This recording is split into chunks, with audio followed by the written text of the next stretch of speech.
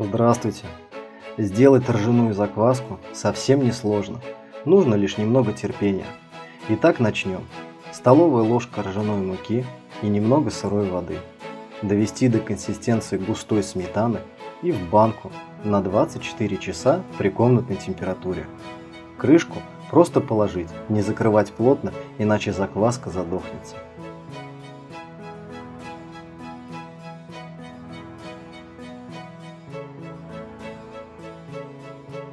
Получилась своего рода каша. Берем чуть меньше столовой ложки закваски, добавляем столовую ложку муки и немного воды. Снова довести до состояния густой сметаны и обязательно в чистую банку на 24 часа при комнатной температуре. Третий день делаем то же самое, что и во второй. Закваска готова. Но все же лучше ее еще раз покормить, чтобы она набрала силу. Одно но. С этого момента закваску оставлять при комнатной температуре не на сутки, а на 12 часов, не более. Затем в холодильник.